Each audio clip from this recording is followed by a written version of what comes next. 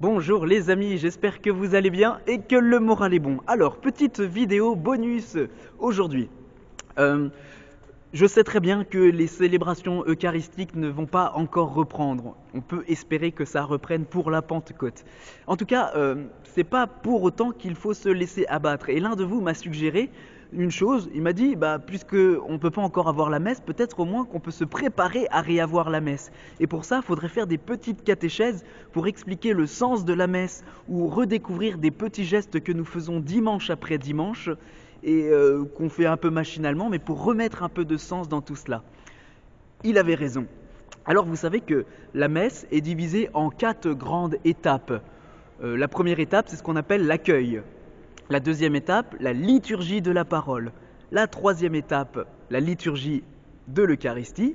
Et la quatrième étape, l'envoi. Donc 4 étapes, 4 vidéos bonus, c'est logique. Première vidéo bonus, elle est donc consacrée, si vous avez bien compris, à la première étape, l'accueil.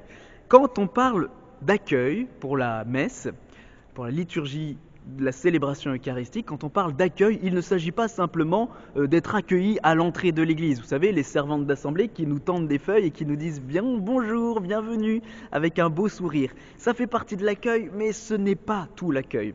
Quand on parle d'accueil, on ne parle pas simplement du blabla du prêtre qui, au début de la célébration, nous disent « Comme je suis heureux, frères et sœurs, de vous accueillir, de nous accueillir, que nous sommes présents, blablabla, blablabla. » Ça fait partie, mais ce n'est pas le plus important.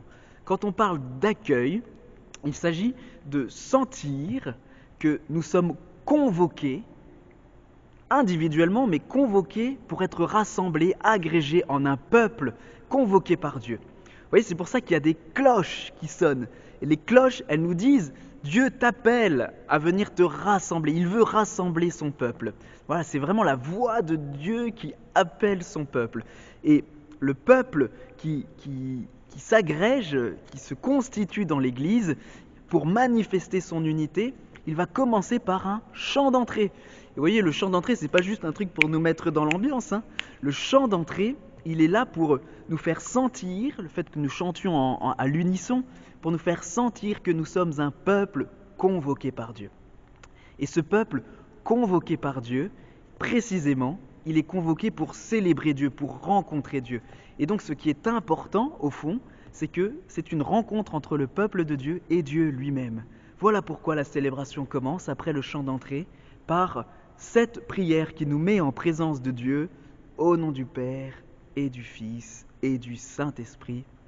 Amen. La grâce de notre Seigneur Jésus-Christ, l'amour de Dieu le Père et la communion de l'Esprit Saint soient toujours avec vous.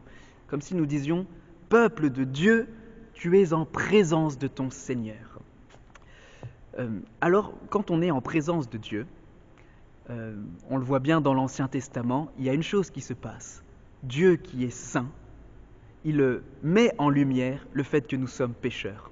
Vous voyez, dans l'Ancien Testament, quand Dieu arrive sur la montagne, avec Moïse, la montagne fume, la montagne bouillonne, et le peuple d'Israël n'ose pas lever la tête, il n'ose pas approcher de la montagne. Pourquoi ? Parce que Dieu qui est saint révèle le péché qui nous habite. On a la même scène avec Pierre, quand Pierre, dans la barque, première pêche miraculeuse avec Jésus, quand il voit, qu'il comprend qu'il est en présence d'un élément divin, d'un être divin, il se prosterne, il baisse la tête et il dit à Jésus « Éloigne-toi de moi, Seigneur, car je suis un homme pécheur. » Au contact de Dieu, notre péché éclate. Et c'est pourquoi, juste après cela, dans la célébration de l'accueil, nous confessons notre péché. Reconnaissons, préparons-nous à la célébration de cette Eucharistie en reconnaissant que nous sommes pécheurs. Je confesse à Dieu Tout-Puissant.